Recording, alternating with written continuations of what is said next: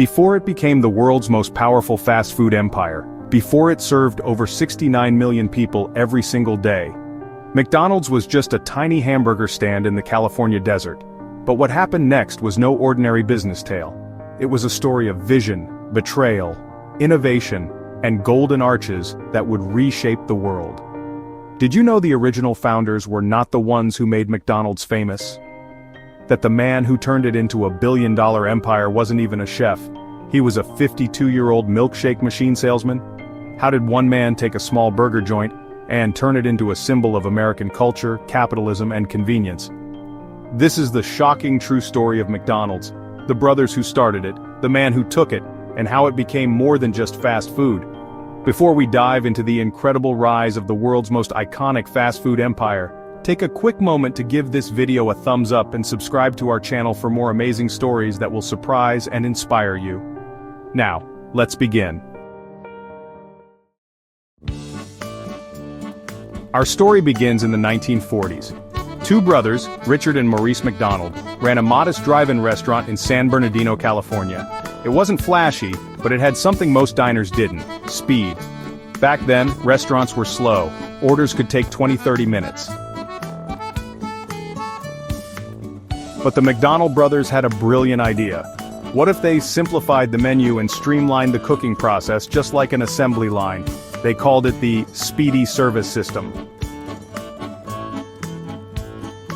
No waiters, no complex orders, just burgers, fries, and shakes, ready in seconds. Customers loved it, lines grew longer, business boomed. Their logo? A quirky little chef with a hamburger head named Speedy, long before the Golden Arches even existed. But the brothers had no idea that this small innovation would one day shake the entire food industry. Burgers, fries, shakes, and sodas. The brothers weren't dreaming of a global empire, just a great local spot.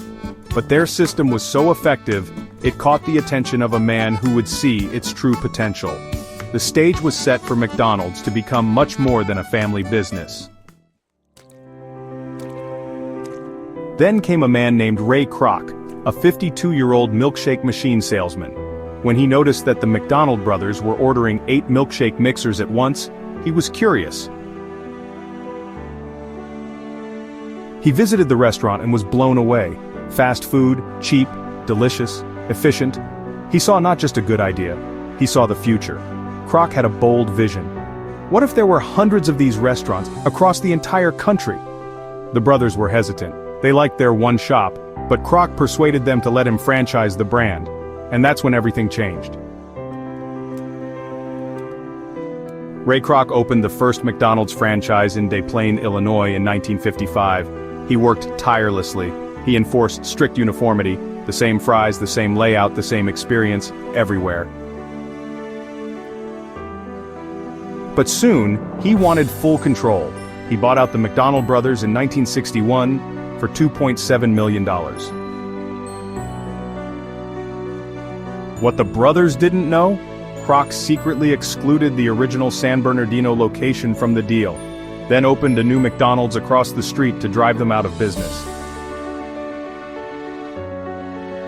He even stripped their right to use their own name. The original McDonald's was renamed the Big M. Ray Kroc got the brand. The brothers faded into obscurity. With full control, Kroc pushed McDonald's harder and faster than ever. He introduced the Golden Arches, the Happy Meal, the Ronald McDonald mascot, and a new business model: real estate. McDonald's didn't just sell burgers. It began buying land and owning the spaces that franchisees rented.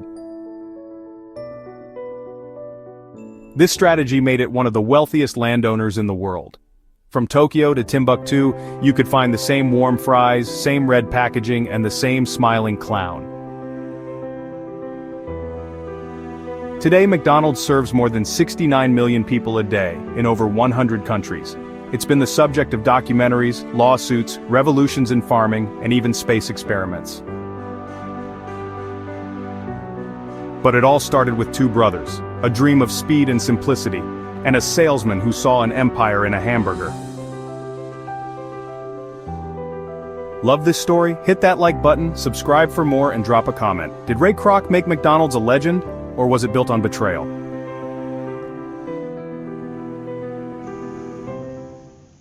McDonald's influence goes far beyond food. It's shaped business, agriculture, and culture worldwide. Its franchising model became a template for global expansion, and its demand for uniform products transformed farming and supply chains. But with power comes criticism. McDonald's has faced backlash over health concerns, labor practices, and environmental impact. The term McDonaldization describes a world obsessed with efficiency and predictability, sometimes at the cost of local culture and health. Accusations of low wages, poor working conditions, and environmental harm have dogged the company for decades. In response, McDonald's has introduced healthier options, clearer nutrition info, and pledged to improve labor and environmental standards. The brand's journey is a constant balancing act between profit and responsibility. McDonald's story is a mirror of our changing world, its triumphs and its controversies.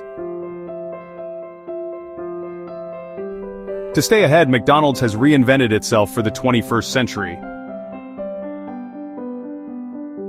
Restaurants now feature modern designs, free Wi-Fi, and self-service kiosks, transforming the fast food experience.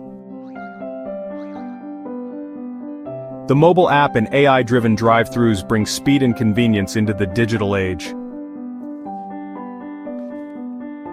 The company has set ambitious goals for sustainability: greener packaging, lower emissions, and more responsible sourcing. These changes aren't just for show, they're essential for winning over a new generation of customers.